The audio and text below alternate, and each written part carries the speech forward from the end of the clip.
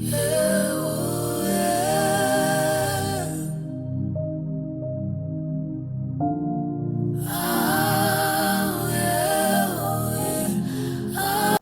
to Masombula Tutorials. We are on lesson number 4. We are going to talk about academic literacy and academic writing.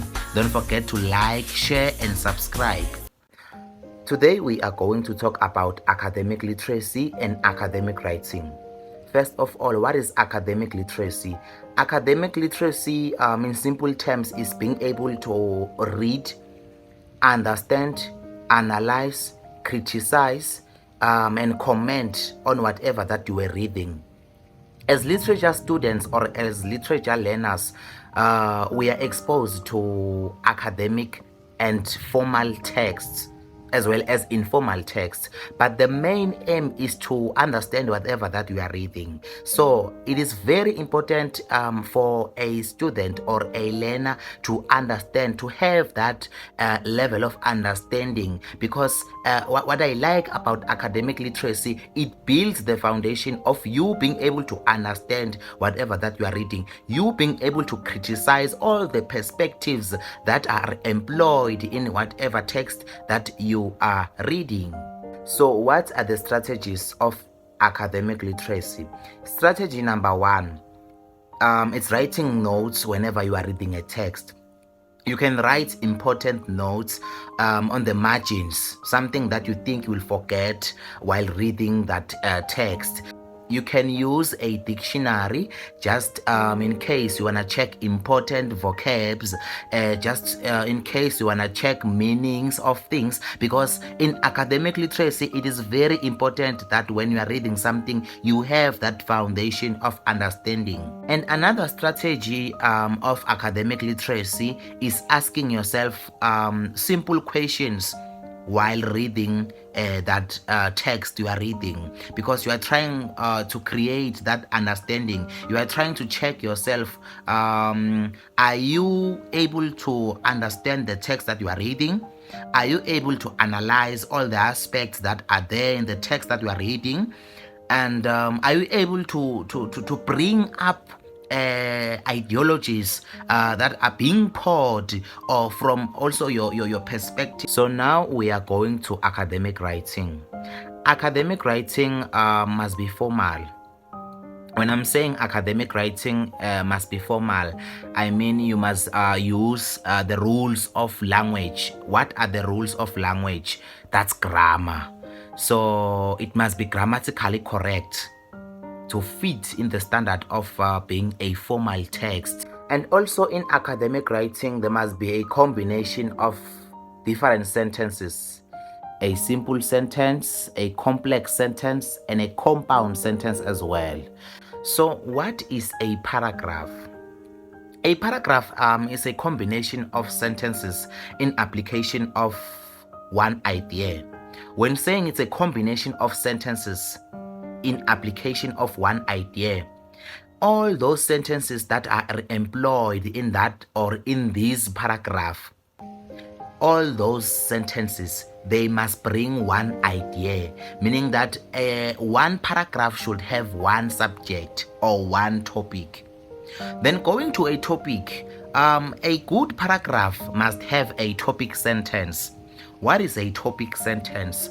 It is the first, usually a topic sentence used to be the first sentence. This sentence or this topic sentence, it is that sentence that tells us more about the paragraph or the idea that is employed in the paragraph. Then after the topic sentence of the paragraph, that is usually the first sentence, there are supporting sentences. What are supporting sentences? As I've said, that the topic sentence, it is the first sentence of the paragraph that gives us the ideology, that gives us the information that, or the idea, what is the paragraph about. And then the supporting or the supportive sentences that are following, they just give examples, they clarify whatever the ideology is or about that we are speaking about or that you wrote about in that same paragraph. That's where they give specifications. That's where they delve more. That's where the idea it is employed or it is poured more, giving examples to say. Then after supportive or supporting sentences, there's a concluding sentence. What is a concluding sentence?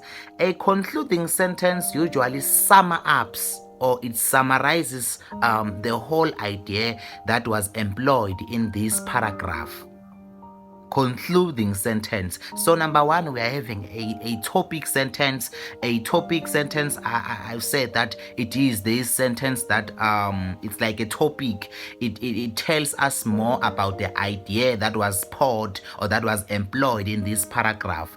And then number two, we have the supporting sentences. These sentences are the sentences that gives us examples of the ideology or the idea, I mean to say.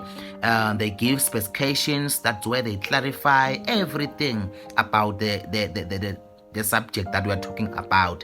And then number three, we have the concluding sentence. As I've said, that a concluding sentence must be a provision of the summary of the context that the paragraph is about. So another important information about a text or an essay is that paragraphs should be coherent. When we're saying paragraphs should be coherent, I mean they must bring up an idea and the collective understanding from one another. So when making an example about paragraphs coherency, let's say paragraph number one is talking about us leaving home, going for a trip or going to a trip. So paragraph number two is telling us about maybe how we left home. We went via Hazyview Road to Bushbuckridge, like that and like that. During that journey, it was nice. We took pictures, we enjoyed, you see. And then paragraph number three, now we've arrived in our destination. So you see, from paragraph number one, it's step one. Paragraph number two, step two. Paragraph number three, step three. So now for paragraph number one, pause this idea to paragraph number two.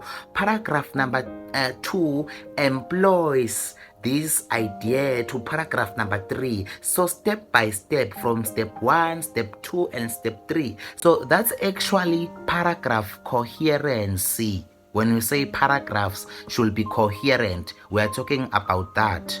So now a lot of students or learners are confused on how to differentiate between paraphrasing and summarizing. What actually is summarizing? Summarizing is when extracting from the original text and make it short without changing the idea or its idea. We are summarizing. We are reading this text and then we are shortening it without changing the what, without changing the context of this text. Another thing, when summarizing, keywords are very important in such a way that they must appear, but do not copy word for word. That's actually summarizing. So paraphrasing is when you rewrite the extracted information using your own words and understanding. In paraphrasing, it is important to quote the author's words. And you know, when you are quoting the author's words, you put quotation marks. And also referencing is quite important whenever you are paraphrasing. So when we sum up this lesson, what are the steps to follow when writing a formal text or a formal essay? Step number one, it's planning. What is planning? It's that time where you gather ideas, you add appearing points, you suggest of things, you collect those things, you jot them down, you scribble whatever that you get. And then step 2, now it is the construction of the text. And the construction of the text, number 1, we regard editing. It is very important for a literature student or a literature learner to edit his or her work before submitting. We have 2 types of editing. We have personal editing, and then we have PA editing. I think you self-edit and then you give it to someone so that he or she can help you edit. And then now, that's the final draft. The final draft is the well-edited and corrected text that will be submitted so it can be published or so it can go wherever you are submitting. And then that's the final product. That's the end of our lesson. I thank you.